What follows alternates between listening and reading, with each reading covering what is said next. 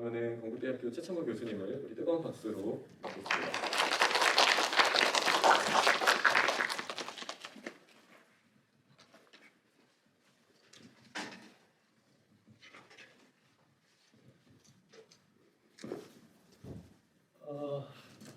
대단히 반갑습니다. 이 마스크를 다 쓰셔서 미모가 다 감춰져서 잘 안 보이는데 그래도 상황이 상황인지라 저만 마스크 벗고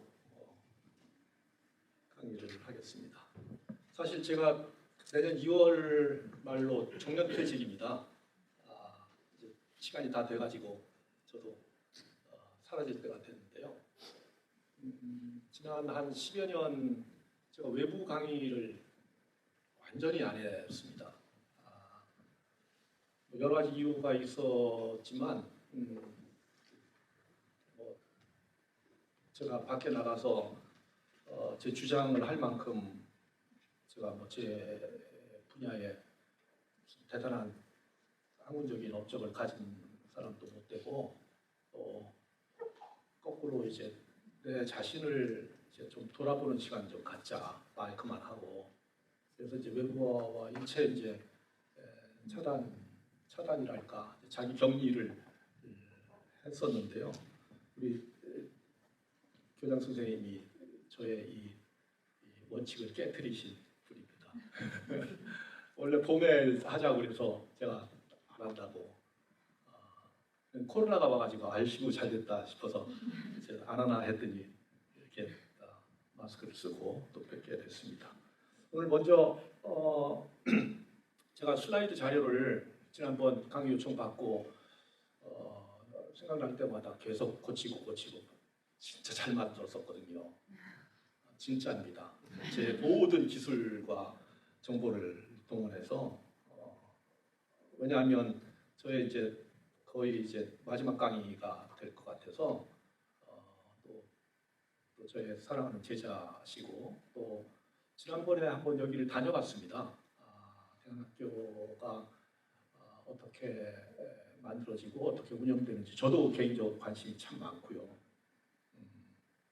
그래서 또 열의를 많이 느꼈고 그런데 제가 지난 여름에 컴퓨터를 이제 바꾸면서 데이터를 한번 날려버렸어요. 그래가지고 복구를 돈 주고 프로그램 사가지고 복구해 보려고 하다가 결국 못 찾고 그래서 제가 전화를 드렸어요. 미안하다. 자료가 없어서 너무 미안하다. 제가 성의 없는 강의를 하는 것처럼 비춰질까봐 저야 그냥 하고 가면 그만이지만 교장 선생님은 또 저런 사람 데리고 갔냐고 또 하고 그러실까봐 먼저 대단히 송구하다는 말씀 드리고요. 핑계를 대자면 이렇게 시각 자료가 없는 것도 그냥 귀로 듣고 사고하고 하는 게 오히려 도움이 될 수 있습니다. 요즘 미국에서는요, 주요 대학에서는 학생이든 교수든 PPT, 파워포인트를 사용을 금지시켰습니다. 최근 몇 년 전부터. 왜냐하면 모두가 다 PPT예요. 저도 그렇고 학생도 발표시키면 다 PPT. 그런데 저게 인간의 사고력을 무지무지하게 나쁘게 만듭니다. 라디오 들을 때와 TV 볼 때와의 차이라고 보시면 돼요.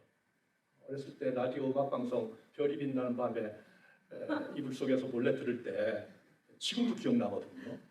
근데 TV 보면 TV 딱 끄면 다 사라지죠. 그래서 가능한 한 시청각에 의존하는 왜냐하면 뇌 구조가 서도부터 빗나가는데 뇌 구조가 눈에서 이게 뇌로 들어가는 그 회로하고요. 귀에서 이게 뇌로 들어가서 기억 세포로 들어가는 회로가 전혀 다르답니다. 그래서 시각 자료는 굉장히 뭐랄까요, 패션에 민감해요. 눈에 금방 자극적인 것들은 굉장히 눈에 들어오는데 바로 사라지는 그런 거랍니다. 그래서 하여튼 핑계 삼아 설명을 드리면 그렇고요.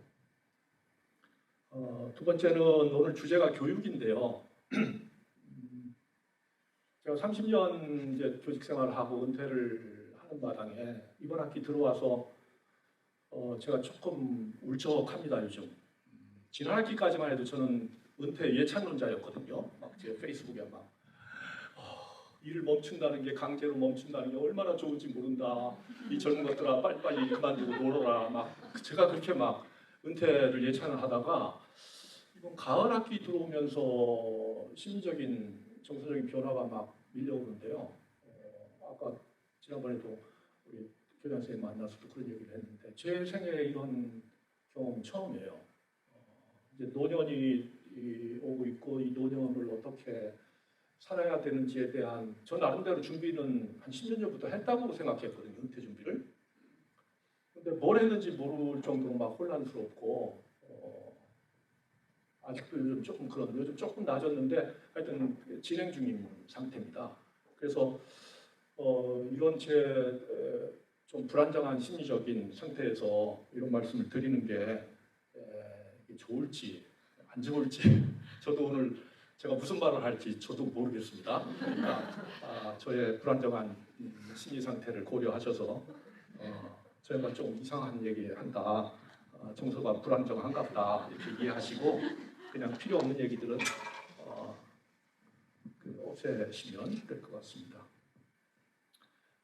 주제를 달라고 해서 원래 이제 독서 얘기 집중적으로 하자. 그런데 이제 뭐 책 얘기는 뭐 책 많이 읽으시잖아요.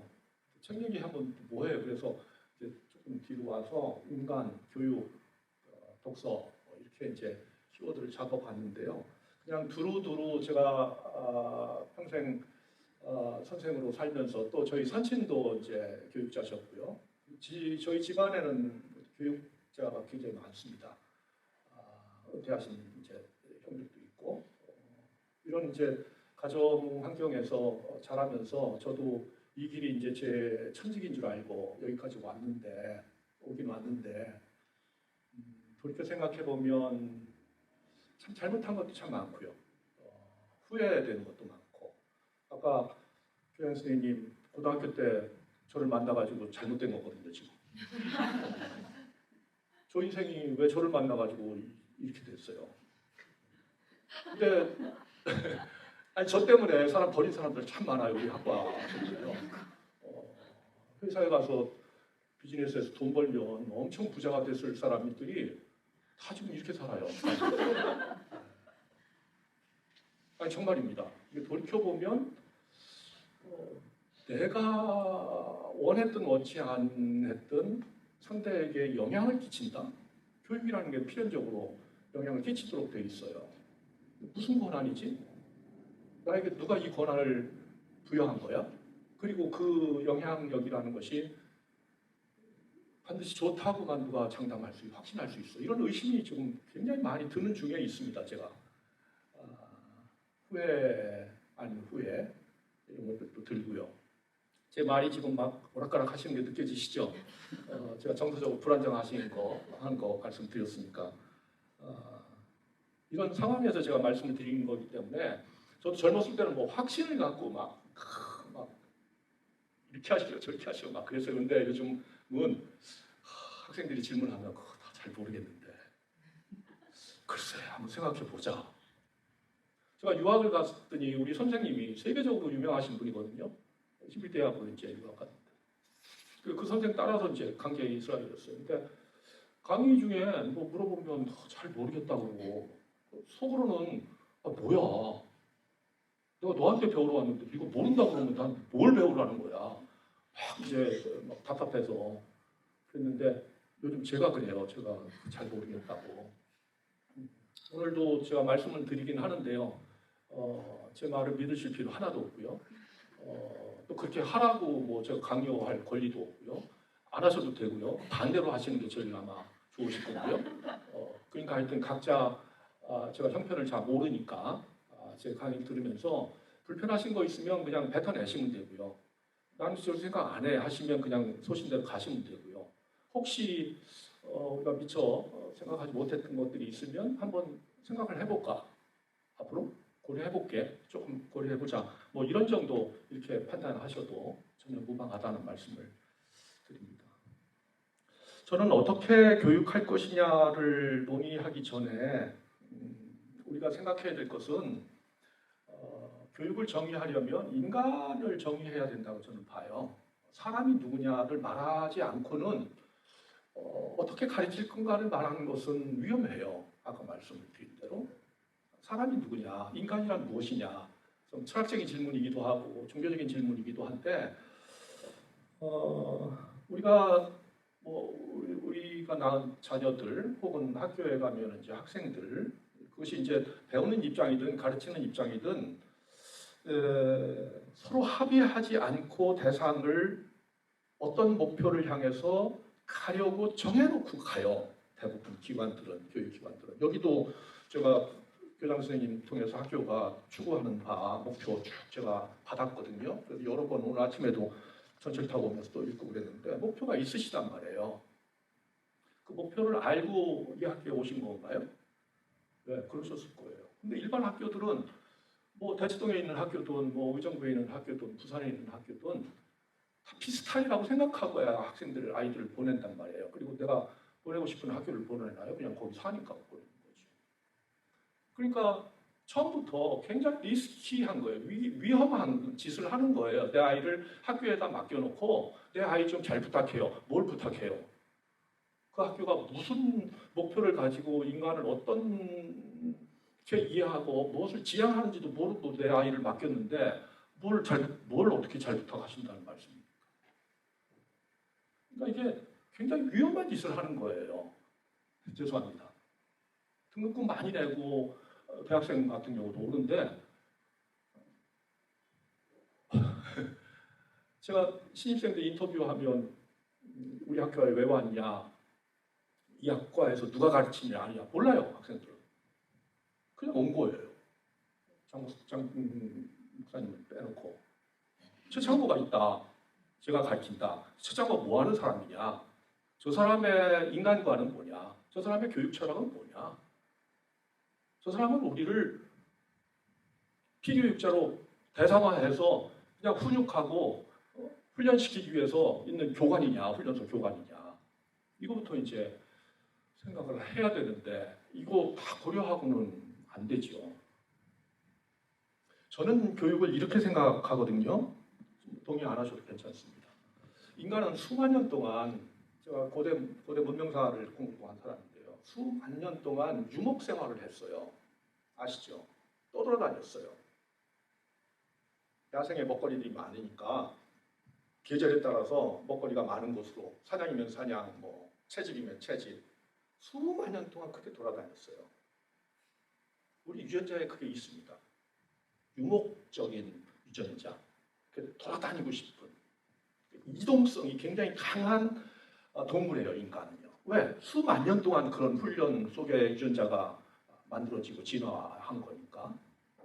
근데 어느 날 인간들이 돌아다니는 게 너무 힘들어, 우리 그냥 한 군데 머물러 살아볼까 하고 나일강 옆에, 티그리스 강 옆에, 메소포타미아 강 옆에, 황허 옆에 정주해서 곡식을 재배하고 동물을 사냥하러 쫓아다니지 말고 동물을 해가지고 훈련시켜서 가축화시켰어요. 그래서 그걸로 이제 농사도 짓고, 그렇잖아요? 잡어도 먹고 우유도 짜 먹고. 그러니까 이제 돌아다니지 않아도 돼요. 그게 농경이에요. 농경은 인류 문명에서 5천 년밖에 안 됐습니다. 수만 년 동안, 뭐 심지어 뭐 수백만 년, 그죠? 호모 사피언스가 정주 문명을 BC 5천년, BC 3, 4천년부터 정주하기 이전까지 수만 년 동안 떠돌아다니던 유목적 유전인자가 이제 정주형 이 유전인자로 변형되면서 오늘 우리는 태어났거든요. 이 유전적 요소를 우리는 부정할 수가 없어요. 부모님들 그러시죠? 요즘 코로나 때문에 여행을 못 하시니까 무척 답답하시죠? 그래 가끔 이제 콧바람 좀 쐬고 와야 이제 기분도 전환되고 그러시죠. 그게 어디서 온 건지 아십니까? 유목에서 온 거예요. 아이들을 가둬놓고 사육시키면, 그죠? 주는 대로 먹고 하면 애들이 잘 자라주면 참 좋은데, 태생적으로, 유전적으로 들판에 가서 날뛰고 싶어하는 유목 유전자가 있거든요. 근데 그놈들을 전부 수갑 채워놓고 조용히 해, 앉아, 먹어, 자, 읽어, 이래놓고 좁은 방에서 사육을 하다시피 이제 교육을 해버리면 못 견디죠. 잘 건디는 척하는 소위 착한 형 아이들도 있어요. 근데 사실은 내면을 들여다보면 엄마한테 실망 안 시키려고 제가 참는 거예요. 그러니까 이 유전적 형질을 제가 다시 본래 얘기로 돌아올게요. 교육이라는 것은 인간이 무엇이냐를 정의하는 것으로부터 출발한다. 제가 그랬어요. 그럼 인간은 유전적으로 유목적 기질과 정주적 기질이 있는데 그럼 교육이라는 게 뭐냐? 이런 야생마처럼 날뛰는 그죠? 모든 사람들이 날뛰면 어떻게 되겠어요? 세상이 다 뒤집어지지요. 이러니까 적절하게 가위질을 해서 인류가 형성해온 어떤 정주문화적 형태에 적응 가능한 인간으로 만들어주는 역할을 해주는 거죠. 동물에 비유하니까 조금 이해가 어려우실 수 있어요. 식물에 비유 한번 해볼게요. 식물은 가만히 놔두면 정글이 돼요. 그렇죠? 저도 텃밭을 좀 해봐서 알아요. 정글이 돼요. 바로 정글이 돼요. 우리 학교도 지금 학생들이 1년 동안 안 오니까요. 막 학교 정원이 그 아름다운 정원이 야생이에요. 야생. 그 이제 정원사들이 이걸 잘라줘야 되는데 영국에 제가 얼마 있었는데요. 영국 사람들은 정원을 야생 상태에서 인간이 살아가는데 불편함이 없을 정도로 이렇게 가위질을 해주어서 만드는 정원이 영국식 정원이에요. 그 영국 정원은 굉장히 거칠어요, 우리가 보면. 근데 일본 정원이나 프랑스 정원에 가보시면 싹 뭉개고 정형화해서 대칭 구조를 다 만들어서 설계해가지고 필요한 나무를 다 옮겨 심고 잔디 심고 이렇게 해놔요. 그러니까 뭐 굉장히 정리정돈이 잘 돼 있죠. 영국 정원에 비해서 굉장히 아름다워요. 근데 저는 무척 싫어요. 그게 정형화돼 있어요. 그러니까 이제 영어로 말하면 artificial하다는 거예요. 인공적이라는 거예요. 자연적이지가 않아요. 그러니까 자연적인 정원과 인공적인 정원 중에 아마 어머니들이 나는 이런 게 좋을 거야, 좋아, 성향적으로 성향을 본인이 판단하시면 아실 거예요. 저는 인공적인 거 별로 안 좋아해요. 야생인데 가시 찔리니까 이렇게 좀 잘라주는 거. 인간은 본래 저는 젊었을 때는 인간은 교육을 통해서 목표도 바꿀 수 있고 심지어는 본성도 좀 변형시킬 수 있고 바꿀 수 있다고 생각했던 것 같아요. 저도 30, 40대, 36살 때 교수가 됐는데요. 우리 장가람 목사님이 공부할 때 제가 아주 바로 요 나이 때였거든요. 그러니까 뭐 물불 가리지 않고 학생들한테 엄격하게 했어요. 제가 폼에 딱 정해놓고 이 안에 다 들어오게 하고 안 들으면 학점 막 F학점 주고 졸업 안 시키고 막. 근데 지나고 나보니까 과연 이게 맞아? 이런 생각이 드는 거예요. 제 형질에는 안 맞았던 것 같아요. 그래서 저는 우리 집 아이들도 그렇고 이제 조금 세월이 지나서 나이 먹은 50대 넘어서부터는 학생들에게 거의 자유방임에 가까울 정도로 자율권을 많이 줘요. 너 하고 싶은 거 뭐지? 그래, 이 과목의 테두리 안에서 네가 한번 연구 주제를 정해볼까? 옛날에는 주제를 탁탁탁 줬어요. A조 뭐, B조 뭐, C조 뭐 해가지고 연구 발표해. 네. 근데 요즘은 주제를 정할 때부터 저하고 토론하고 상의하고 한번 해볼까? 어때? 그러니까 학생들이 굉장히 이제 처음에는 그냥 선생님이 주제를 주시죠. 이게 훨씬 편합니다. 아니 말고 네가 하고 싶은 거, 네가 궁금한 거 한번 찾아봐. 이런 거죠. 많이 바뀌었어요. 제가 제 삶을 말씀드리는 시간은 아니겠습니다만 서론이 좀 길었는데요. 그런 점에서 야생, 자연, 날것, 방목과 문명, 문화, 익힌 것, 사육 이 둘 사이에 크게 보면 이제 유목과 정주 사이에 교육은 존재한다. 저는 그렇게 정의하고 싶어요. 교육이라고 하는 것은 하나님이 우리에게 준 천성 아니면 인류가 살아온 오랜 기간의 습성 뭐 그것을 천성이라고 해도 좋고 뭐 유전인자라고 해도 좋겠어요. 도토리 안에 유전인자는 다 이미 결정됐거든요. 도토리가 뭐 물 잘 주고 뭐 한다고 갑자기 막 뭐 소나무가 되고 뭐 느티나무가 되는 건 아니잖아요. 저는 물론 뭐 유전 결정론자는 아닙니다. 교육자로서 뭐 운명 결정론자가 된다면 교육자로서는 바람직한 태도라고는 보지는 않습니다.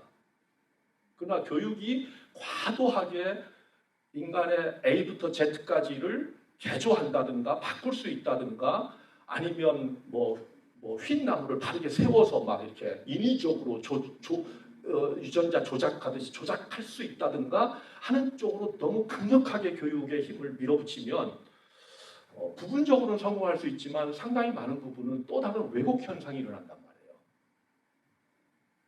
약을 먹으면 특정 부위에는 효능이 생기지만 사이드 이펙션이라는 게 반드시 생기죠. 부작용이라는 게 반드시 있거든요. 약은 독이니까. 그래서 교육을 잘하면 약인데 잘못하면 독이 되고요. 똑같은 클래스 안에서 똑같은 선생님한테 배웠는데 누구는 상처받고 학교를 가고 싶지 않아 하고 누구는 그 선생님이 너무 좋아서 그 시간만 기다리는 학생들이 있단 말이에요. 경험적으로. 어렸을 때 학교 다닐 때 선생님 따라다닌 적 있으셨죠? 저도 중학교 1학년 때 여자 담임 선생님이 제 첫사랑이었거든요. 자살하셨어요. 2반 담임 선생님하고 연애하다가 자살하셨어요. 제 중학교 1학년 때. 제가 반장이었는데. 저는 뭐 굉장히 큰 트라우마가 있었어요. 뭔 얘기하다가 교육은 길들이기나 훈련이 아니다. 논산훈련소를 연상하시면 안 된다. 똑같은 사료 먹이고 똑같이 사육한 축사의 가축을 만드는 곳이 아니다. 근데 반문해 보면 오늘날 학교는 훈련소가 됐거든요. 네. 전 뭐 100% 인정합니다. 저도 학교에서 30년 월급 받아먹고 살았는데요. 저는 뭐 밥 빌어 먹으려고 교사가 된 적은 없습니다만은 살다 보니까 그렇게 됐더라고요. 근데 훈련소가 됐단 말이에요. 개성 없는 아이들이 양산되고 마치 공장에서 찍어낸 듯이 강남의 유명한 성형외과 수술을 받으면 여자들이 다 똑같아진대요. 어느 병원에서 수술했는지 얼굴 보면 다 안 돼요. 강남에 있는 친구들이 그래요. 근데 하나님이 세상을 만들 때는 너무나 다르게 만드셨거든요. 이걸 저는 창조의 힘이라고 봐요. 세상은 너무 다양하거든요. 산에 한 나무만 존재하고 하나의 꽃만 핀다면 저는 그거를 숲이라고 부르고 싶지 않습니다. 숲은 다양한 나무들이, 다양한 꽃들이, 다양한 계절에 따라 다양하게 자기의 자태를 뽐내는 것들로 가득한 곳. 서로 다르지만 아름다운 조화를 이루는 것. 이것이 저는 이제 아름다운 세상의 한 이미지거든요. 오케스트라의 음악이 아름다운 것이 서로 다른 소리와 음량을 가지고 있는 악기들끼리 각자 뽐내지만 사실은 전체가 조화로운 그거. 이게 우리가 사는 합주의 세계, 협동하는 사회, 함께 소리를 어울리게 각자 소리를 내지만 사실 그것이 전체가 어우러질 수 있는 사회. 이것이 이제 우리가 궁극적으로 생각하고 있는 교육의 테두리라고 말씀드리고 싶습니다. 사실 오늘 제가 말씀드리려고 하는 거는 보통 우리가 교육하면 이제 학교를 연상하는데요. 사실은 학교는 이거 이렇게 제가 조금 과격하게 말씀드려도 다 소화하실 수 있죠. 학교는 없어지는 게 제일 좋아요. 제가 교육을 해보니까 진짜로. 왜냐하면 교육은 가정에서 시작되는 거고요. 그 다음에 우리가 이제 도시에서 살기 때문에 훨씬 더 사람이 살면서 특히 이제 집에 자녀들이 이제 초등학생이잖아요. 초등학교, 중학교, 요때 초등학교 고학년 요때잖아요. 걔들이 어디에서 가장 영향을 많이 받는 것 같으세요? 어머님 보시기에 요새 중에 어디요? 마스크 써서 잘 안 들려. 가정이에요. 가정, 그렇죠? 또 여기 요즘은 뭐 코로나 때문에 뭐 노래방도 못 가고 오락실도 못 가고 그러니까 근데요 사실은 또래 집단, 저들 친구 이게 다 사회죠 일종의. 여기서 부지기에 영향받아요. 아이가 어느 날 갑자기 엄마한테 막 나 어떤 물건 사줘 막 집착하는 아이들이 있어. 어느 날 갑자기 이유 딱 따져보면 친구가 갖고 있어요. 가장 좋아하는 경쟁적인 친구. 아니면 좋아하는 여자친구가 생겼는데 걔가 갖고 있어요. 그럼 지도 가져야 되는 거예요. 그거 왜 그것만 집착해 요구해 그러시면 안 돼요. 어디서 영향을 받은 거예요. 그리고 인터넷에서 받든지 요즘 인터넷도 크니까 이제 이것도. 사실은 이거 얘기를 다 해야 되는데 우리는 부모님도 그렇고 학생들도 그렇고 교육하면 학교고 내 자식 학교에 보내니까 네가 다 책임져. 난 몰라. 이제부터 당신한테 맡길게. 이거예요. 아유, 아까 말씀드렸잖아요. 이게 뭔데 여기다 맡겨요. 그죠? 여러분 집에 가장 좋아하는 값비싼 보석이 있으면 여기다 맡기십니까? 가장 사랑하는 사람을 여기다 맡기십니까? 여기다 맡기고 알아서 해래. 알아서 해달래. 뭘 알아서 해요? 뭐 여기 계신 부모님들은 이제 좀 다른데 대부분 학생들을 학교에 보내는 부모들의 심정은 내가 다 못하니까 이제 맡겨놓는 거거든요. 근데 사실은 굳이 따지고 보면 3분의 1, 3분의 1, 3분의 1 책임을 나눠 가지셔야 돼요. 아이가 문제가 생기면 3분의 1씩 나눠 가져요. 특히 우리나라에서는 가정과 학교 둘만 책임지려고 해요. 요거 책임 안 지려고 해요. 저는 이스라엘에서 꽤 오래 살았는데요. 이게 가정과 학교보다 훨씬 중요해요. 훨씬 중요해요. 특히 요즘처럼 개방적인 사회에서는 이쪽에서부터 받는 영향은 우리가 잘 고려 안 하거든요. TV에서 나오는 뭐 그런 폭력물이라든지 뭐 이런 거 뭐 특히 이제 아이들이 크면은 이제 뭐 이상한 음란물 같은 거 이제 같이 접촉하기 시작하고 뭐 그게 나쁘다는 게 아니고 그게 다 학교나 가정에서 안 보여주니까 여기 가서 찾는 거거든요. 당연하죠. 저도 그랬어요 어렸을 때. 형 집에 가면 막 뭐 썬데이 서울 이런 거 있고 막 신기해가지고 다 성장기에서 누구나 경험하는 것들. 그러니까 이게 같이 얘기되어줘야 사실은 그래서 이 사회가 우리가 살고 있는 사회 공동체가 학교 공동체와 건강한 가정 공동체와 함께 건강해져야 된다는 이유가 거기에 있는 거죠. 차단해서는 우리가 설명할 수가 없으니까. 오늘 시간이 허락되면 여기 얘기도 조금 하긴 하겠는데요. 시간이 될지는 모르겠어요. 여기 이제 오늘 집중적으로 얘기를 하자 그랬으니까요. 그래서 제가 공부한 이스라엘의 여러 가지 교육 현실 혹은 특징 이런 얘기를 좀 경험 혹은 이론적인 배경을 가지고 함께 얘기를 해보려고 해요. 요즘 우리나라에서 뭐 이스라엘 교육 얘기 참 여기저기서 많이 하는데요. 다 어르신 말씀드리고 저도 오늘 그 중에 일부는 거기서 경험하고 제 아이들 크면서 경험하고 저도 거기서 공부를 했기 때문에 학습한 내용들을 가지고 얘기를 하겠지만 이스라엘 교육은 좋고 우리나라 교육은 문제가 많아. 그러니까 우리 이렇게 좀 바꿔보자. 이렇게 들으시면 안 됩니다. 큰일 나십니다. 일례로요. 이스라엘의 교육 전문가들이 한국에 요즘은 뭐 코로나 때문에 잘 모르는데 꽤 많이 와요. 그리고 우리나라 교육 전문가들도 이스라엘로 많이 가고요. 현직 교사가 계시면 많이 있을 거예요. 우리는 이스라엘 교육 좋다고 막 가가지고 막 현장 답사하고 영재교육센터 가보고 막 이렇게 자료 얻어가지고 오고 막 이렇게 하고 또 이스라엘은 교육이 문제가 되게 많은 나라예요. 학교 교육이. 그리고 우리나라 교육이 세계 짱이잖아요. 오바마 대통령 있을 때 한국 교육 짱이라고 막 몇 번 얘기했었어요. 경시대 하면 우리가 맨날 1등 하니까. 수학 경시대 하면 막 전 세계 맨날 1등은 우리가 해요. 근데 이스라엘 꼴찌거든요. 근데 뭐 노벨상 제일 많이 받고 뭐 세계에서 유명한 사람 제일 많다. 그러니까 유대인이 왜 천재가 많이 나왔냐 해가지고 교육에서 답을 찾자 해가지고 막 유대인 교육 막 이제 배우러 가고 또 유대인들을 거꾸로 한국 교육 대단하다. 이 가난한 나라가 그죠? 아프리카 뭐 가나보다 가난한 나라가 막 갑자기 부자 되고 막 세계에서 이 IT 제일 발달돼 있고 뭐 BTS가 막 세상을 막 뒤집어 놓고 막 그러니까 이건 뭐야 하고 막 오는데. 전문가들끼리 모여가지고 벌써 여러 해 전인데요. 그쪽에서 한 10몇 명 오고 우리나라에서도 한 20명 해가지고 저도 거기 들어가서 이제 며칠 동안 함께 토론하고 결론이 뭔지 아세요? 전문가들끼리 교육 전문가들, 정책결정자, 교육부에서 막 차관 국장들 오고 막 한국 분들 이스라엘 관료들한테 한국 교육 배우면 너네 나라 망해. 그거고요. 이스라엘 관료들 한국 전문가들한테 말하기를 너네 이스라엘식으로 교육 따라가면 너네 나라 망해. 결론이 그거였어요. 보고서까지 있어요. 둘이 합해서 내린 결론이 뭐냐면 서로 영어로 말하면 서로 envy하지 말자. 서로 뭐라 그러나 서로 부러워하지 말자. 그냥 자기 각자 생긴 대로 그냥 가자. 그거였어요. 결론이.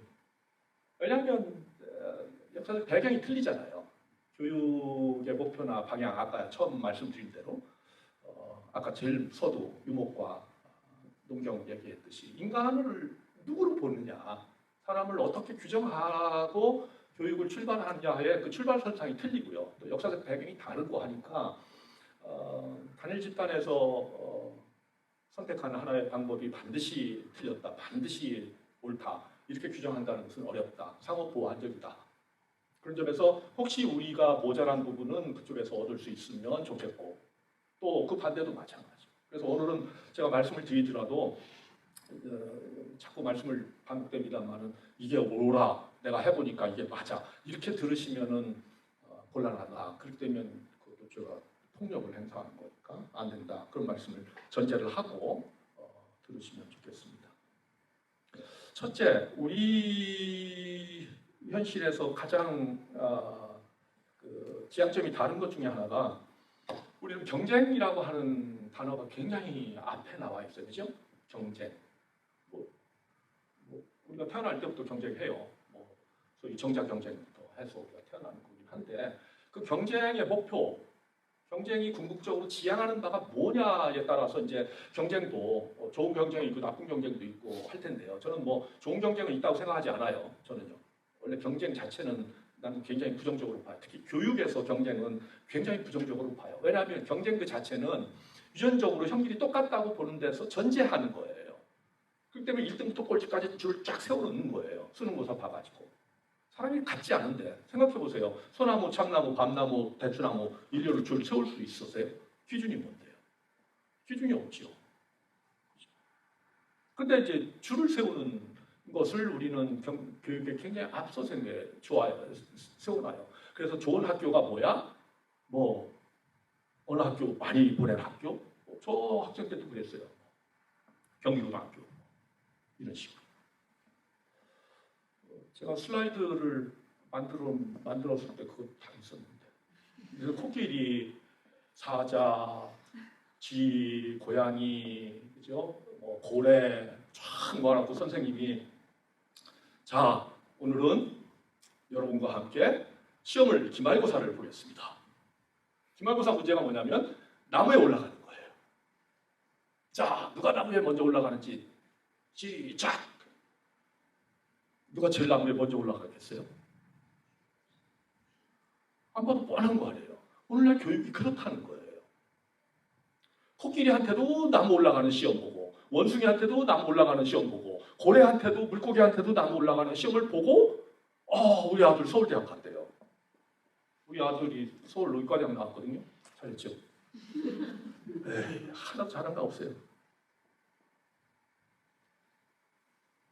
나무 타게 해서 여행으로 원숭이가 나무 타서 1등 한 거예요. 다른 방식으로 경쟁했으면 안 됐겠죠. 째도 안 되는 거죠.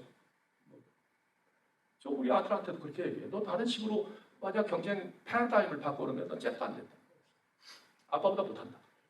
저는 공부 되게 못했거든요. 아니 그런 식의 공부 저는 안 했어요. 못했어요. 저희 집이 사형제인데 집안 얘기해서 죄송합니다. 사남매 사형제인데요. 다 서울법대 다 이렇게 생겼어요. 잘했죠. 근데 저만 공부 못해가지고 진짜예요. 그리고 저는 그런 방식으로 경쟁해서 형들을 이길 수 있는 법이 제 눈에는 안 보였어요. 그러니까 저는 다른 방식으로 형들하고 경쟁했어요. 형들하고 싸우면요. 저는 물어 뜯어버렸어요. 진짜 형 귀를 잘라버렸어요. 제가. 다른 거는 못 이기겠는데? 내가 이겨야 되는데 승질이 나와서 이겨야 되는데. 다른 방식으로 하면 싸움하는 건 제가 형들보다 더 잘할 수 있는데. 그러니까 각자 다 재능이 틀리거든요. 그래서 이스라엘에서 뭐라고 얘기를 많이 하냐면요. 전문가들이 남과 다르게 되는 경쟁을 하라 그래요. 남과 다르게 되라 그래요. 이거 얘기 하도 많이 들으셨을 거예요. 남과 다르게 되는 경쟁을 해라는 거예요. 이거는 줄 세우기 경쟁이 아니고 같아지는 경쟁이 아니고 닮기 위한 경쟁이 아니에요. 학교 교육을 한번 연상해 보셔요. 만약에 이 학교가 줄 세우기 한 줄로 줄 세우기 위한 교육이 목표라면 아이 데리고 빨리 집으로 가십시오. 다른 학교하고 뭐가 다른데요? 제가 교장 선생님한테 그랬어요. 그 학교가 다른 학교와 뭐가 달라? 제일 먼저 질문했어요. 뭐가 달라?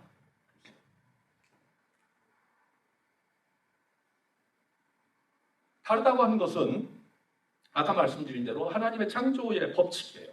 저는 그거 확신해요. 뭐 우리가 뭐 교회 다니니까 이런 얘기를 하는 게 아니고 창조의 법칙이에요. 모든 사물은 다 성질이 달라요.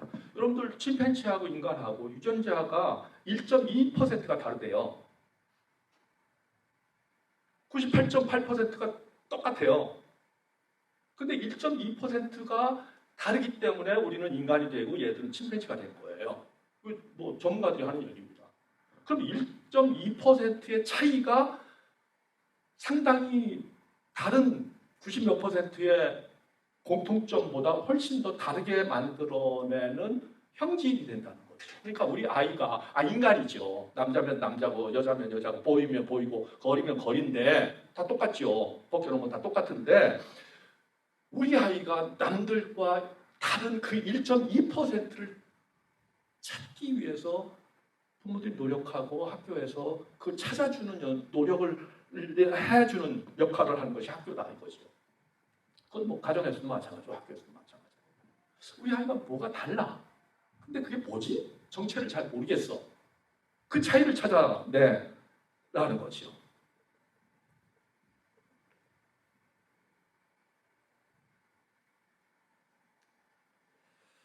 요즘 경쟁이 이제 다 아는 건데 승자 독식 사회가 됐잖아요. 이제 위너 takes all. 위너가 다 갖는 거예요. 그러니까 나머지는 루저라고 그래요. 요즘 젊은 사람들 말로. 루저가 되는 거예요.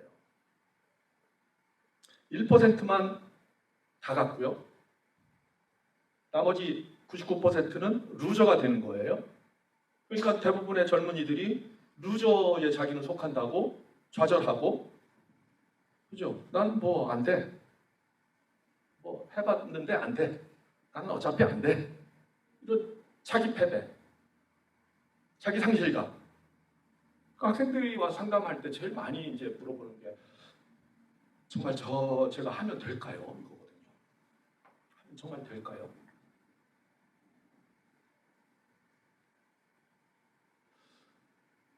자기 자신에 대한 이건 보통 뭐 자존감이라고도 하고요. 여러 가지를 이제 표현할 수 있겠는데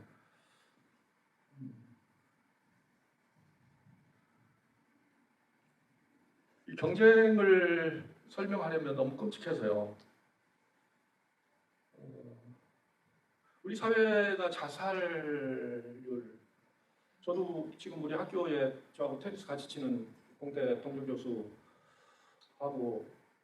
지금 한 몇 달 동안 굉장히 대화도 많이 하고 지금 그러고 있는데요. 산책도 같이 하고. 제가 너무 힘들어 보여서 안 되겠어요. 잘못하다 사람이 죽게 생겼어요. 나중에 이제 저한테 고백하는 게 재수하고 있는 고3 딸내미가 자살을 시도하는데 뭐 한두 번이 아니에요. 그래서 지금 우리 학교 정신과에 입원 중인데 자살 지수가 120%예요. 자살 지수가 100이 넘는다는 얘기는 반드시 자살한다는 뜻이거든요. 24시간 간도 감시 체제에 있어요. 지금. 그러니까 그 양반도 뭐 카이스트 나오고 뭐 꽤 공부꽤나 한 교수인데요. 목동으로 막 어렵게 전세 구해서 막 이사가 막 그 딸 때문에 그랬거든요. 학원 많은 데로 가겠다. 여보 점수 1, 2점 높은 거 그게 중요한 거 아닌 거 당신 이제 깨닫잖아. 그럼 아이를 좀 놔줘. 근데 이미 이제 정신적으로 무너져 버린 거예요. 이게 아주 특별한 예를 말씀드리는 게 아닙니다. 굉장히 많아요. 요즘. 2주 전에 우리 학교 교수 신문에 나왔는데 교수 한 사람 자살했어요. 교수도 죽어요. 자살해요. 여러 가지 이유로. 근데 그 원인의 뿌리를 들어가 보면 패배의식이에요. 나는 쓸모가 없어 이제. 나는 더 안 돼.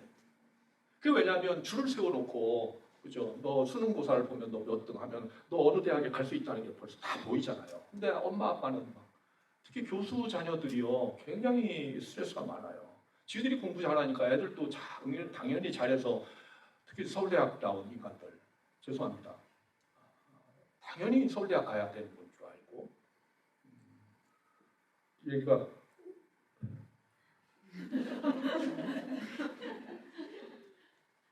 저도요 제 생애 1등을 딱 한 번 해봤거든요. 진짜로 초등학교 5학년 때 전교에서 1등 해봤어요. 제 생애 마지막이자 처음이자 마지막이었어요. 그래가지고 1등 했다고 방학식 날 돼가지고 막 상 주고 막 집에 와가지고 엄마 나 1등 먹었어 해가지고 막 자랑을 했단 말이에요. 그랬더니 집에 왔더니 이거 제 싫어합니다. 저를 품에 꼭 안으시고 엄마가 늘 그러셨거든요. 나왔더니 기도해 주셨어요. 하나님 창모가 1등 했대요. 참 착하지요. 고마워요. 뭐 어쩌고 저쩌고. 제가 1등을 해본 적이 없으니까. 이래놓고 저는 막 품에 빠져나가서 빨리 나가서 놀아야 되는데. 그리고 기도 마쳤는데 저를 품에서 놓지를 않고 하는 말이 너 한천이 친구 제가 저하고 단짝이었던 친구인데 얘가 뭐 정해놓은 1등짜리거든요. 한천이하고 나가서 잘 놀아. 한천이는 지금 굉장히 슬플 거야. 괴를 깨서 나는 지금 승리감에 도취돼서 막 그래가지고 튀어나가가지고 막 한잔하고 놀았는데 찾는데 다른 친구들은 다 나와있는데 그 친구만 없어요. 그래가지고 엄마 생각이 나서 걔네 집에 쫓아가가지고 한잔하고 했더니 방구석에서 안 나오고 울고 있어요. 너 왜 그래? 그랬더니 너한테 1등 뺏겨서 화났대요. 아 1등은 굉장히 나쁜 거구나 하는 걸 제가 초등학교 5학년 때 깨달았어요. 이게 싫어합니다. 아 1등은 굉장히 나쁜 거구나. 나의 가장 친한 친구를 슬프게 하는 거구나. 저는 1등 안 하기로 결심을 했습니다. 아니 실제로요. 그리고 시험 볼 때마다 꼭 한 문제씩 두 문제씩 틀렸어요. 제가 졸업할 때까지. 그 후로 저는 1등을 해본 적이 없습니다. 1등을 하려고 해본 적도 없습니다. 1등이 나쁜 거를 알았기 때문에. 1등 했는데 그렇게 기도해주고 충고해준 어머니 있으면 나와보라고 하세요. 우리 어머니 가장 위대한 선생님이었어요. 1등만이 살아남고 1등만이 옛날 TV 광고에 1등만 기억하는 야 끔찍합니다. 그럼 뭐야? 최창모는 뭐야? 그러면 저는 뭐예요? 어디 가서 뭐 해먹고 살아라고요? 1등만 살아남으면 이런 끔찍한 세상을 막 인류 기업이라고 막 광고하고 막 학교 선생님들이 막 세상에 이런 폭력이 없어요. 제가 이런 거 얘기하면 막 떨려요.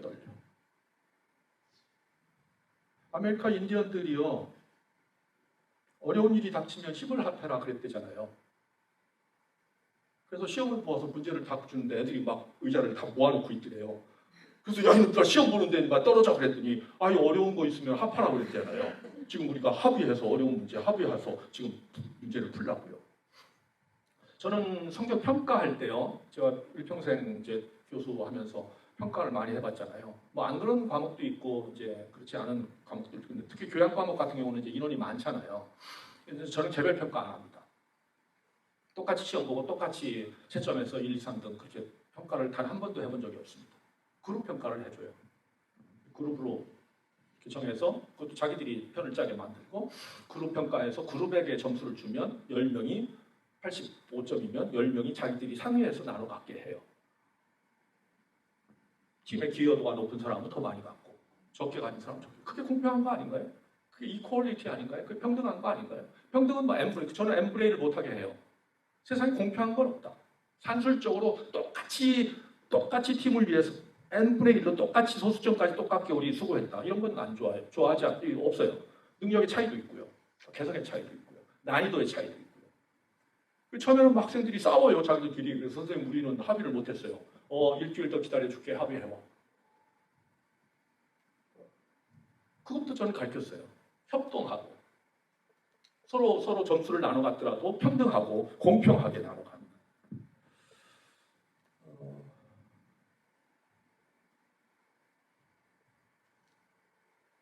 마이클 조던 뭐 요즘 아니지만 농구 굉장히 잘하잖아요. 마이클 조던 5명이 운동하는 우리 농구 선수 여기 계신데 그 당시에 농구 진짜 잘해요. 학생 때부터.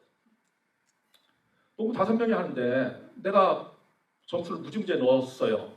막 50점 넣었어. 막 4쿼터 안에.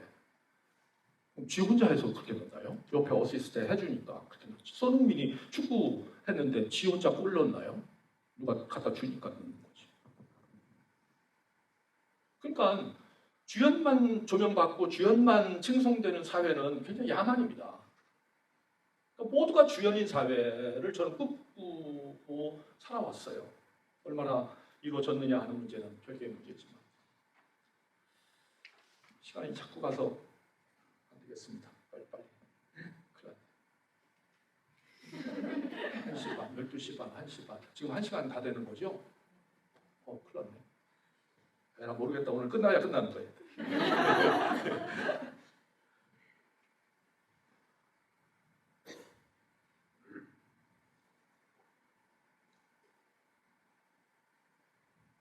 생존기술이 교육의 목표 중에 하나여야 된다고 보는데요. 생존기술이라는 것은 뭐 직업교육도 되고 뭐 살아가기 위한. 근데 이게 생존기술은 결국은 삶의 기술이거든요. 삶을 어떻게 매니지먼트 할 거냐. 내 삶을 어떻게 아름답게 디자인해서 내가 그 삶을 완성도를 높이면서 살 거냐 하는 문제와 연결되는데요. 좀 추상적인 얘기이긴 합니다만은요. 여기 커리큘럼에 여기 학교 커리큘럼 보니까 참 좋아요. 정치도 가르치고 경제도 가르치고, 그죠? 신앙도 가르치고. 정치는 왜 배웁니까? 학교에서 정치를 왜 배우죠? 우리가 구성하고 있는 사회가 정치 공동체니까 올바른 시민 되기 위해서 내가 사회 구성원으로 어떻게 올바른 자격을 가진 사람이 될 건가. 경제는 왜 배우나요? 돈 벌기 위해서? 아니죠. 바른 경제생활을 하기 위해서. 그죠? 바른 경제생활. 돈을 벌어서 어떻게 쓰는 것이 바르게 쓰는 건가. 수학, 영어, 문학, 철학은 왜 배웁니까? 책은 왜 읽습니까? 진정한 인간이 되기 위해서. 다시 원초적인 질문이죠. 내가 누구인지를 찾아가기 위해서. 근데 오늘날 교육은 돈 버는 기술을 가르치는 곳이 되어버렸어요. 요즘 제가 대학을 떠나는 게 너무 행복하고 다행스럽거든요. 왜냐하면 제가 알고 있던 대학이 아니에요, 요즘요. 제가 믿고 있던 대학이 아니에요. 요즘은 대학을 오는 사람도 그렇고, 대학에서 이제 소위 공급자인 대학 행정당국, 교수들도 그렇고, 교수들은 뭐 개별적으로 차이가 많으니까 빼고, 특히 행정 정책 결정자들, 총장이며 부총장이며 이런 인간들이 대학의 목표를 어떻게 세우고 따라오라고 막 강요하냐면 학생들 취직 잘 되게 만들어라 이거예요. 저는 동의할 수 없습니다. 저는 취직 잘 되게 하기 위해서 대학 교수 된 적이 없습니다. 저는 올바르게 인간으로서 책임감을 갖고 살아가는 시민, 올바른 시민을 만들기 위한 게 제가 여기에서 30년 일하는 이유인데 요즘은 막 노골적으로 그래요. 노골적으로 이제 취업 잘 되게 하려는 거예요. 그래서 나는 이제 나 그만할게. 그리고 이제 저 나가는 거예요. 더 있으라고 했으면 전 숨막혀서 못 살았을 것 같아요. 젊은 교수라고 빨리빨리 잘 있어. 너네들 잘해봐. 이러고 있었죠. 굉장히 무책임한 이제 행동이기도 하지만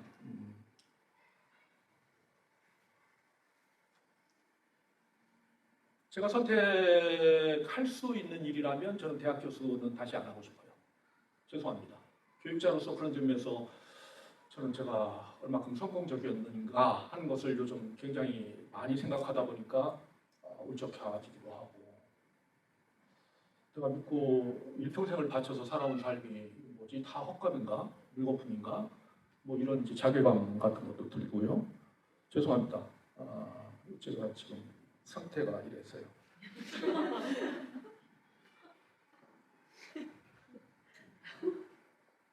웃기시죠? 아이들은요, 성장 속도가 다 다른 것 같아요. 그러니까 영재라는 게 뭐냐면 우리 집 아이들이 영재인데요.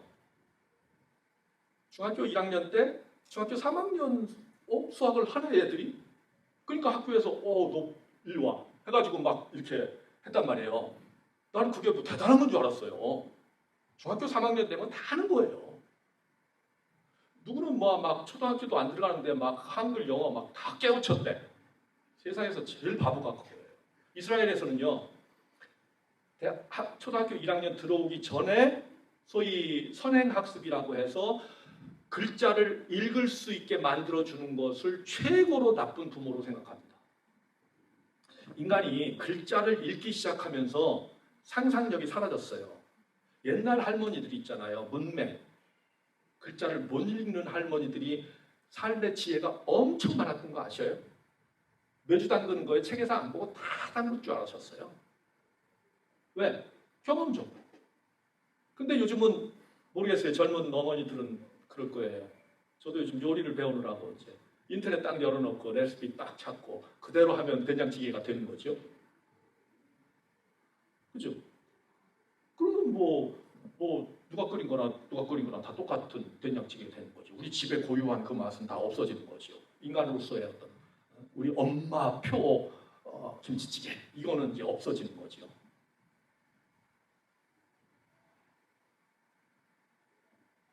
두 번째, 첫 번째가 경쟁하지 말라. 각자 다르게 되라. 남과 다르게 되라. 드릴 말씀 참 많은데. 남 뭐가 되니까 너도 거기 가. 이렇게 뭐 판사해, 의사해 이런 거. 세상에서 제일 나쁜 것 같아요. 그럼 어떻게 해야 되느냐? 그건 부모님들이 더 잘 아시니까. 두 번째로요. 질문 많이 해라. 질문 많이 해라. 문제아라고 생각하는 자녀를 두신 부모님 계셔요? 우리 집에는 문제아 같아요, 선생님. 제가 오늘 문제아가 뭔지 정의해 드릴게요. 문제아란 문제의식이 많은 아이입니다. 문제의식이 많은 게 좋은 거죠. 매우 좋은 거죠. 질문을 가슴에 품은 아이예요. 제 말로는 창조의 불덩어리라고 저는 그렇게 불렀어요. 문제아는 학교가 규정하는 문제아란 창조의 불덩어리입니다. 그 불꽃만 스파크만 일으켜주면요. 어머니 진짜 좋은 자식 두신 거예요. 이 창조의 불덩어리, 세상을 바꿀 수 있는 질문을 가진 아이. 문제의 세상을 문제하만 바꿀 수 있어요. 창조적인 혁신가 좋게 말하면 이렇게 근사한 말로 말하면 전 세계 창조적인 역사를 통틀어 창조적 혁신가는 모두 1% 안에 들어가는 문제아였어요. 빌 게이츠 대학 다니다가 중퇴했어요. 스티브 잡스 안 다녔어요. 그만뒀어요. 스탠포드 다니다 그만뒀어요. 학교에서 배울 수 있는 게 거의 없다고 생각한 거예요. 아니 대학은 그만두고 그렇죠? 어려서부터 학교 가기 싫은 아이들 왜요? 학교 가면은 자기가 하고 싶은 거 못하게 하는데요. 질문도 못하게. 그죠? 저도 정말 질문 많이 하고 조용히 해! 선생님이 그랬어요. 저 질문하는데 조용히 해! 아니 물어보고 싶은 게 있는데 입 닥쳐 그러면 어떻게 되는 거예요? 그 아이는 어디로 가요? 그러면 뭐 어디로 가요? 그 질문이 어디로 가요? 그러니까 좋은 부모는요, 아이가 끊임없이, 어렸을 때 그러잖아요. 끊임없이 묻잖아요. 우리 집 딸내미도. 아빠 자동차 바퀴는 왜 동그래? 세모나무는 안 돼? 얘가 말뛰거든요. 뛰는 거 좋아하니까. 네가 한번 만들어봐. 자동차 바퀴가 왜 동그랗지? 나도 모르겠는데. 과학자 됐거든요. 20대 박사예요. 잘했죠. 그 질문부터 시작된 거예요. 히브리어에서 보면요. 이게 히브리어를 좀 써야 되는데. 이게 히브리어라는 말이에요. 다 잊어버리셨을 거예요. 마두와 라마 이게 이제 Y라는 말인데요. 이 말의 어원이 어디서 왔냐면 마다 혹은 야다 성경에서 나오는 말이에요. 알다, 지식, 과학. 글씨가 삐뚤어졌습니다. 이게 질문에서 온 거예요. 질문 없는 지식이나 과학은 없습니다. 모든 위대한 창조자들은 질문을 할 줄 아는 사람이에요. 답을 구하려는 사람, 답을 찾은 사람이 아닙니다. 질문 없는데 무슨 답이 있어요? 제가 이번 학기에 온라인 강의 하거든요. 마지막 학기요. 3월 한 달 가만히 있어 봤어요. 제가. 한 새끼도 질문을 하는 놈이 없어요. 제가 4월 달 들어오면서 질문 좀 하거라 인간들아. 아무리 온라인 강의라도 이 뭐 녹화 강의라도 물어보고 싶은 거 있으면 다 요즘 사이트가 잘 돼 있었어요. 학교에서 뭐 잘 만들어 놨기 때문에 얼마든지 물어볼 수 있었거든요. 저한테 메일을 보내도 되고요. 질문 없는 강의. 마치 무성 영화를 보는 것 같아서 끔찍하다 제가 그랬어요. 끔찍하다. 질문이 없네. 그랬더니 한 주 지나가지고 어떤 녀석이 중간고사는 범위가 어떻게 돼요? 야 인간아, 아이고 그걸 질문이라고 하냐? 아니 질문을 하라고 그랬으니까 제가 친절하게 답은 했습니다.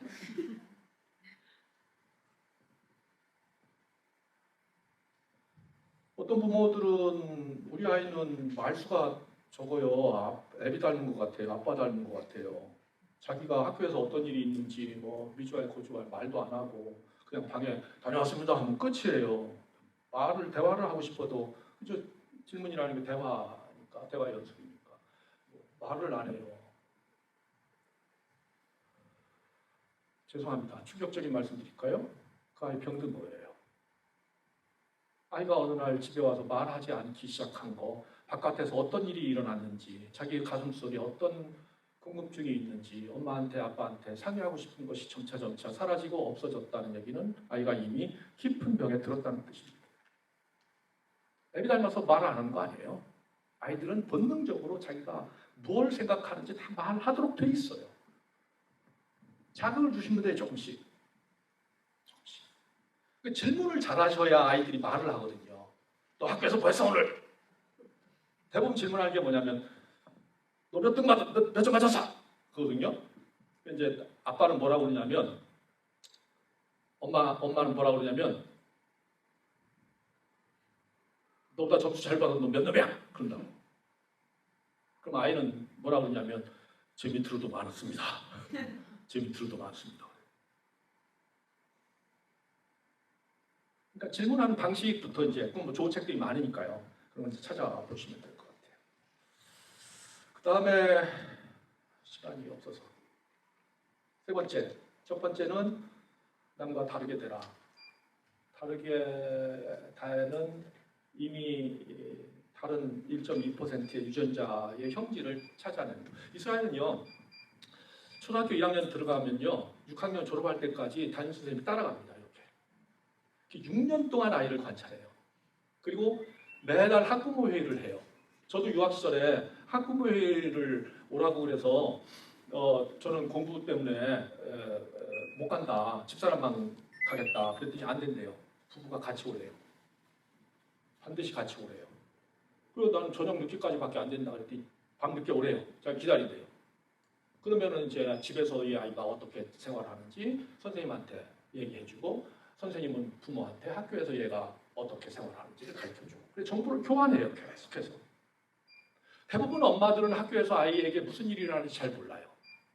심지어는 뭐 유치원에서 아이들 뭐 체벌 학대하고 이런 거 모르잖아요. 잘 뉴스 자주 나오잖아요. 그리고 반대예요. 학교에서는 선생님들이 그 아이가 집에서 어떻게 행동하는지 잘 몰라요.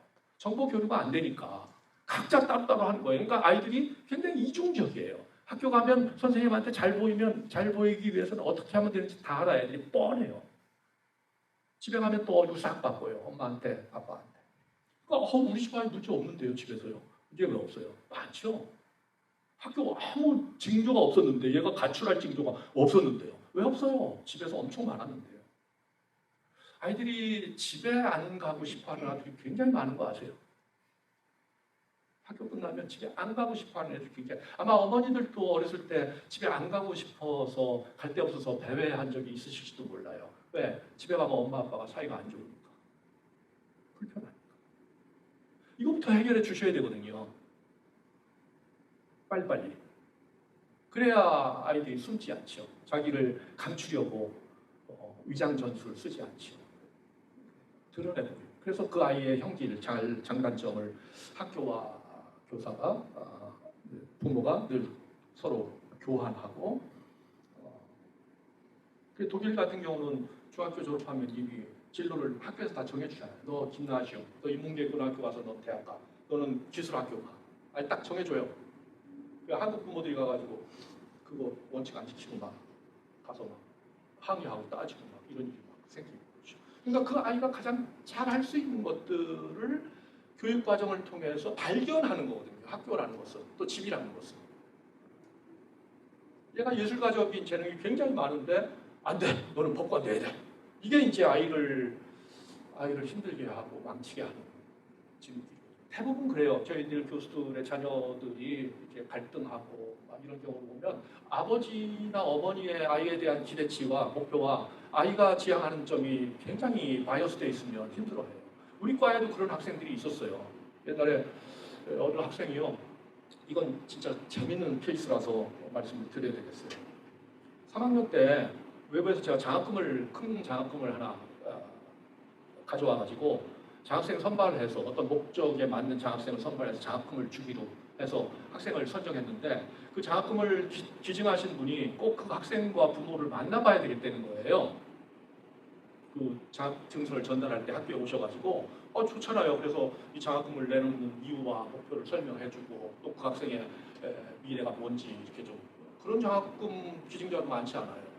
그래서 이제 다 오라고 그랬어요. 그랬더니 그 녀석이 한번 심각하게 저를 제 방에 찾아와가지고 교수님 저 그 장학금 안 받으면 안 될까요? 왜야 그래서 왜 그랬더니 곤란한 게 하나 있어서요. 왜? 사실은 저희 아버지는 우리 히브리학과예요. 히브리 중동학과. 아시아에서 하나밖에 없는 과. 저희 아버지는요. 제가 중문과 다니는 줄 알아요. 아버지 속인 거예요. 왜? 이거 뭐 알지도 못하는 과 나와가지고 뭐 해먹기인지 모르겠는데 아버지는 중국과 비즈니스를 엄청나게 해서 중국어를 잘하면 그런데 속인 거예요. 3년 동안. 그리고 집에 들어가면 어느 날 아버지가 술 이만큼 드시고 야 너 중국어 들었냐? 중국어 좀 해봐라. 그러고 막 히브리어로 막 뭐라 그랬대요. 그러면 중국어 잘하는구나 그러시대요. 그 세상에 참 그러니까 이놈도 괴로운 거예요. 그래서 제가 그랬죠. 야 이번을 계기로 해서 고에서 하자. 내가 아버지를 설득하면. 그래가지고 장학금을 받는 날까지도 모르게 엄마 아빠가 오신 거예요. 그래서 제가 작전을 짰지요. 네가 먼저 얘기하고 내가 마무리를 해줄게. 그랬더니 뭐 난리가 난 거예요. 이 장학금은 환불이 안 됩니다. 반드시 받으셔야 되는데 이거는 이 학과를 다닌다는 전제 조건이고 졸업할 때까지 졸업을 보장하셔야 받는 거니까 마음대로 하십시오. 제가 막 그랬죠. 그러니까 학생들의 고민이 뭐냐면 전공을 정할 때 아버지는 경영학과 가라고 그러는데 나는 영문학을 공부하고 싶은 거죠. 그러니까 이런 이제 차이 때문에 오는 갈등 이런 것들도 있지 않아요. 요즘은 전공을 정할 때 엄마가 가라고 해서 그냥 왔습니다. 너 왜 이과를 왔어? 그러면 엄마가 가라고 했어요. 이렇게 말하는 학생들이 부지기수입니다. 그러니까 대학 내내 갈등해요. 대학 내내 갈등해요. 안 맞는 거예요. 적응이 안 되는 거예요. 몸에 안 맞는 옷을 입고 다니는 거죠. 그 아이가 행복해질 수 있다고 생각하신다면 뭐 어쩔 수는 없는데요. 저는 그게 아이들을 행복하게 만들 수 있을까요? 세 번째, 너는 어떻게 생각하니? 히브리어로 말하면 마타오셰프. 너 어떻게 생각해? 교육의 목적은 스스로 살아가는 능력을 배양시켜 주는 거라고 저는 생각을 합니다. 스스로 살아가는 능력. 어렸을 때야 부모 보호를 받지만 이제 커지면 세상 바람과 눈비를 맞아야 되거든요. 그런 환경에서도 내가 스스로 살아가는 능력을 배양시켜 주는 거. 교육이라는 것은. 그런데 온실에서 그대로 자라가지고 그대로 졸업을 시켜서 사회에 딱 내놓으니까 안 되는 거예요. 다시 우리 얘기로 돌아가 보시죠. 어렸을 때는 좋은 대학 보내는 게 목표예요. 좋은 대학 졸업했어요.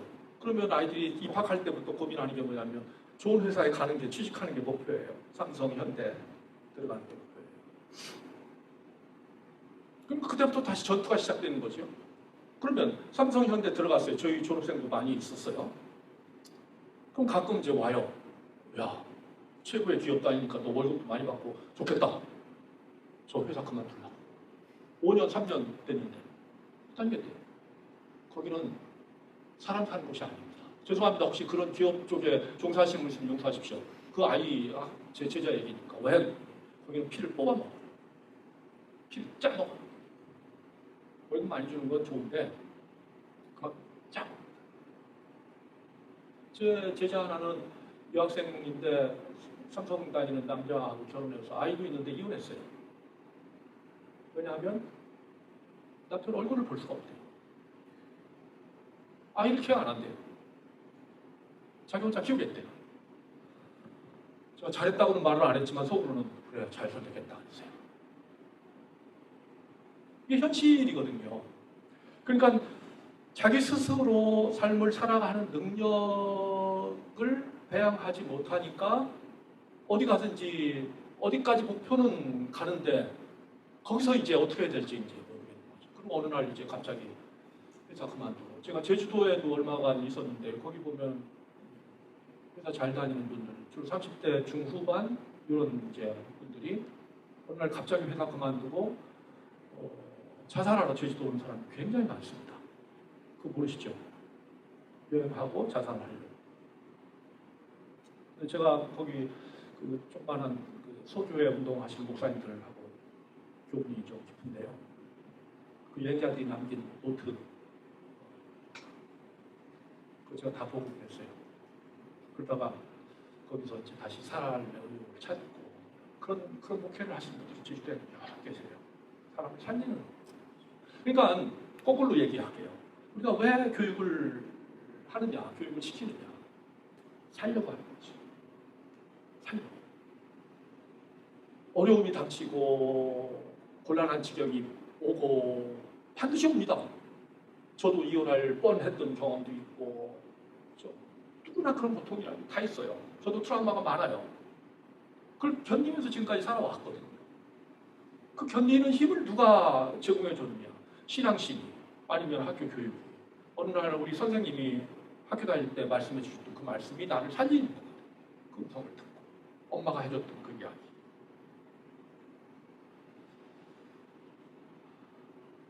죽이는 교육이 아니라 살리는 교육을 좀 했으면 좋겠어요. 저도 은퇴하면 제 제자들이 지금 굉장히 많거든요.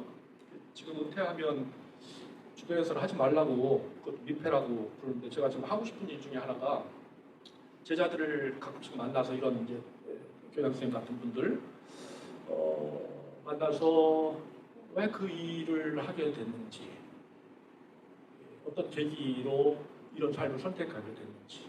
물론 뭐 장차관이 되고 무슨 대통령이 되고 제 제자 중에 그런 사람들 하나도 바라지 않아요. 소시민으로 정말 사람을 살리는 일을 해나가는 사람들. 제 제자 중에 한 사람은요, 요즘 손편지 쓰는 운동을 하는데 비즈니스는 잘 안 돼요. 저쪽 연희동에서 있는데요. 그것도 정말 놀라운 변화들을 만들어내대요. 손편지, 아버지와 일평생 나쁜 관계에 맺었다가 아버지와 손편지를 주고받으면서 부자가 화해하는 그런 모습.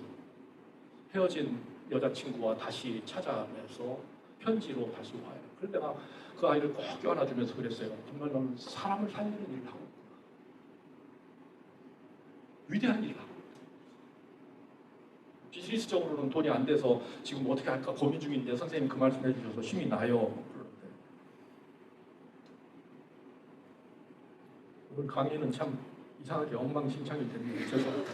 자, 이제 독서 얘기할게요. 많이 써왔는데. 그러니까 슬라이드 해놨어요. 독서는요, 지금 얘기한 이 모든 것의 종합 선물 세트인 것 같아요. 책을 읽는다는 것이 이제 뭔가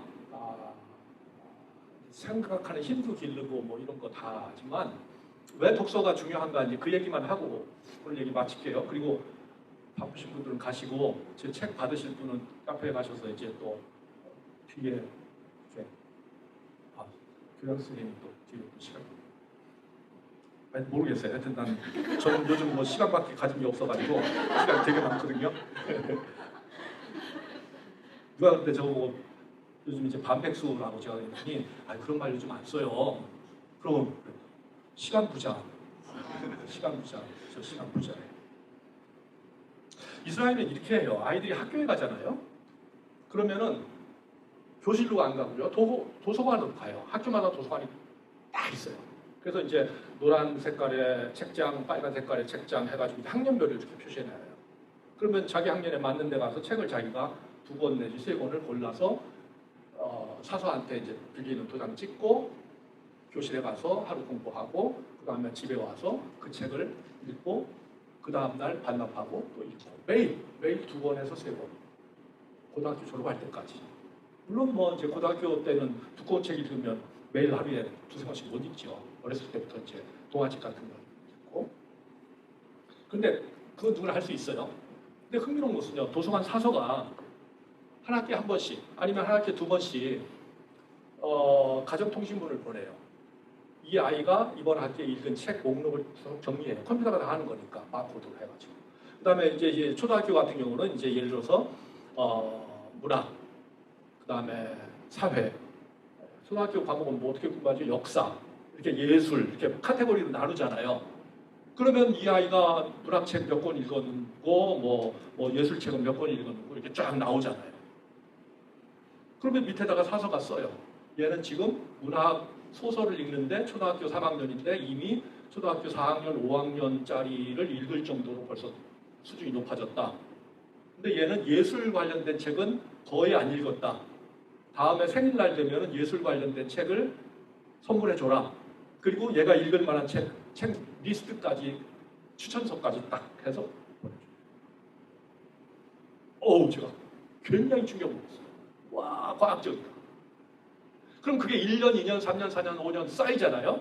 그럼 얘가 자연과학 중에서도 뭐 이제 중학교 올라가면 뭐 생물, 화학, 물리, 뭐 지구과학 나누잖아요. 그 중에서 얘가 생물학을 굉장히 많이 읽었어요. 관심이 있다는 뜻이에요. 그리고 상당히 높은 수준까지 도달했어요, 이미. 그럼 자연스럽게 그 분야로 자기 진로가 정해지면 되는 거예요. 그러니까 독서가 그런 사람의 일생의 성장 과정을 여실히 드러내주는 하나의 바로미터예요. 그러니까 무작정 읽히는 거, 많이 읽는 거 이것도 중요하겠지만 그게 중요하지 않아요. 데이터를 확보해내는 거예요. 부모들도 마찬가지예요. 그럼 부모가 하는 일은 뭐냐면 이 아이가 이 책을 읽고 이해를 하고 있는지를 독서 카드에 이렇게 부모가 도장을 찍어야 반납이 돼요. 그 얘기는 무슨냐면 엄마하고 이 책을 같이 읽고 이 책의 내용에 대해서 아이가 잘 파악하고 있는지 질문해보고 거기에 몇 가지 체크리스트가 있어서 같이 공부한 거. 그러니까 이 책을 엄마가 같이 다 읽어준 거예요. 아빠가 다 같이 읽어준 거예요. 그리고 서양 사람들 영화에 나오면 제일 많이 하는 거. 이스라엘 사람들 그건 뭐 부모의 가장 중요한 의무 중에 하나예요. 아이 시켜놓고 잠옷 갈아입히고 잠자러 들어가면 반드시 bedside story. 침대 옆에서 책을 5분, 10분, 20분씩 읽어주는 거. 일평생 해요. 그리고 책의 이야기를 들으면서 스르륵 잠에 빠지는 거예요. 그 아이의 머릿속에 복잡했던 얘기들 다 사라지고 깨끗한 이야기, 상상 속에 아이의 머리를 쉬게 하고 잠에 빠지게 하는 거예요. 그 아이가 아침에 일어나면 얼마나 빵긋 웃겠어요. 아이가 제일 예쁠 때가 아이 잠잘 자고 빵긋 웃을 때잖아요. 인상 쓰고 찌푸리고 안 일어나. 세상에서 제일 미운 거지. 잠을 못 잤다는 뜻이니까. 그래서 제가 교장 선생님한테도 여기도 그거 한번 해봐라 그랬어요. 이 독서실 도서관 좋으니까 그거 한번 해봐라. 그거 데이터 만들고 이렇게 통계 작성하고 하는 건 어렵지 않을 거예요. 그 부모하고 대화해줘요. 우리나라에서 옛날 통계 보니까 부모가 생일날 자식에게 책을 선물해줬다는 부모가 20%가 안 되더라고요. 피자는 많이 사주시죠. 피자 말고 책 사주세요. 저는 아이들 자랄 때 주말마다 서점에 같이 갔어요. 제가 유학 시절에 하도 가난하게 살아가지고 제가 기도 제목이 1번이 뭔지 아세요? 하나님, 유학을 보내줬으면 책 살 돈은 주셔야죠. 저는 밥 안 먹으면서 책 샀거든요. 근데 그 책을 지금 다 기증해 버렸어요. 도서관에 다 주고 있어요. 진짜 밥 안 먹고 산 책들이에요.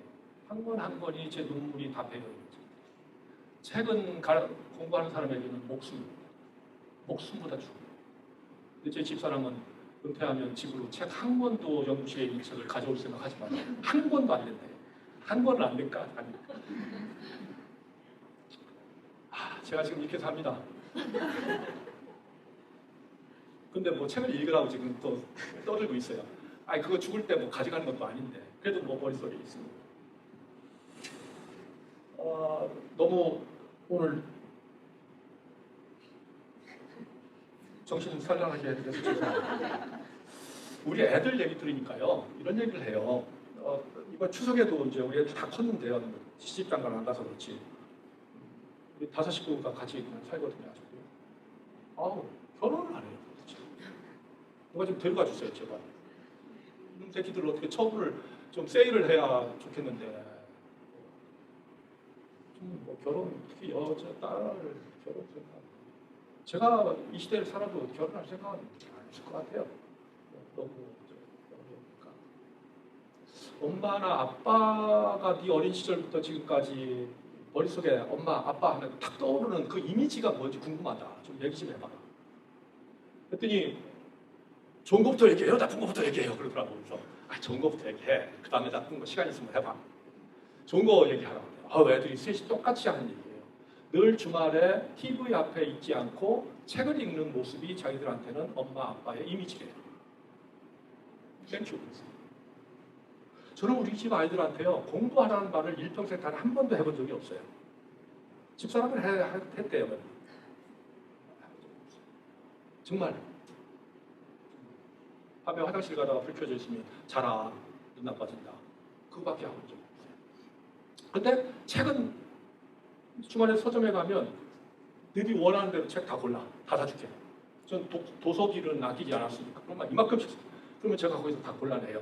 이건 다음에, 이건 또 빨라. 이건 과거에 이거잖아. 그래서 이제 골라가지고 책을 하면 보통 한 주에 제가 걔들 중고등학교 다닐 때까지 20만 원 정도 썼어요. 독서비를. 꽤 썼어요. 많이 썼어요. 그게 재산인 것 같아요. 그러니까 피자를 사주는 것은 그냥 10번에 한 번만 하고요. 서점에 가서 나도 내 책 고르고 집사람도 집사람 책 고르고 아이도 고르고 그래서 서로 이제 이 얘기 저 얘기도 하고 뭐 이런 거죠. 나쁜 거 얘기해봐 그랬더니 아버지는 여전히 무서웠대요. 제가 이번에 굉장히 충격 먹었어요. 저는 아이들한테 굉장히 친절하다고 생각했거든요. 그리고 민주적이라고 생각했거든요. 근데 아버지는 무서웠대요. 그래서 제가 그랬어요. 지구상의 모든 아버지는 어려워. 그러니까 부모는 아무리 엄마는 모르겠어요. 엄마는 제가 안 돼본 적이 없으니까 아무리 아이들하고 가깝다 하더라도 아이들은 역시 아버지는 무섭다. 굉장히 충격을 먹었다. 지금부터 잘할게 그랬는데 그것도 이제 반성해야 할 것 중에 하나겠죠.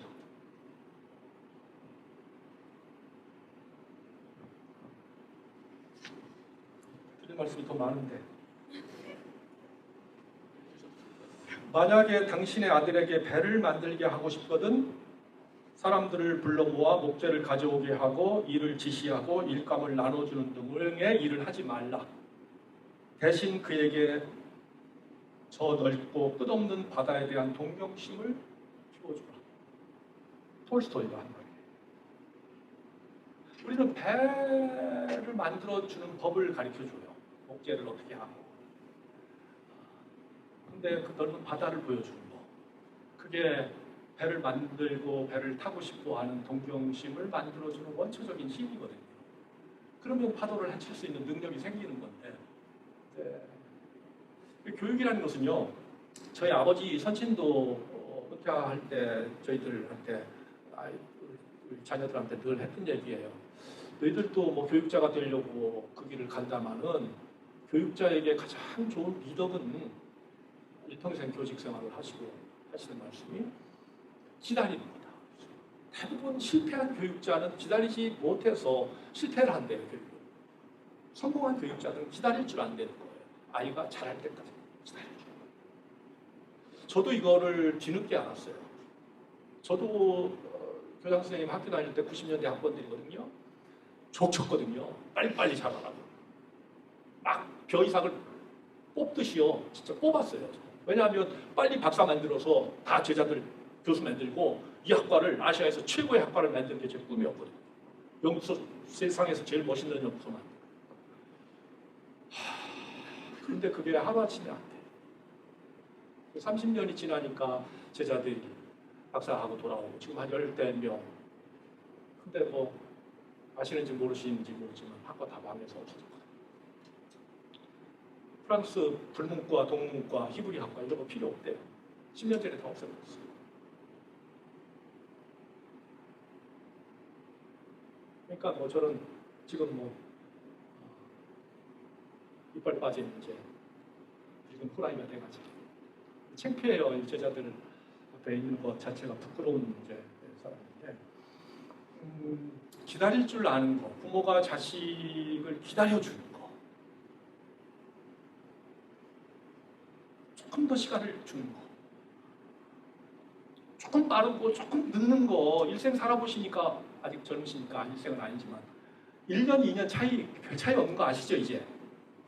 그거 그렇게 중요한 것 같지 않아. 1년 먼저 취업하고 1년 나중에 취업하고 이게 하나도 안 중요하다는 거를 조금만 지나면 다 아는 건데 그때는 막 대학 한번 떨어지면 막 온 세상이 다 깜깜한 거지. 괜찮아. 시간 많아. 우리한테는 기회가 많아. 조금 더 기다려주는 거, 조금 더 참아주는 거, 조금 더 말을 부드럽게 하는 거, 조금 더 아이에게 친절한 거. 이거면 다 되는 것 같아요. 너 왜 이거 못해? 이거 왜 안 해? 네 친구 봐. 뭐. 이게 되기 시작하면 이제는 아이는 숨을 데가 없는 거예요. 그냥 저 난간에 아이를 넣는 거예요. 그러니까 아이들이 저 난간에서 하루에도 몇 번씩 굉장히 많습니다. 내 아이 예외라고요? 정말의 말씀이에요. 조금 더 기다려주고 참아주고 그런 부모, 그런 선생님이 되면 참 좋겠다. 오늘 정말 죄송합니다. 두서없이 말씀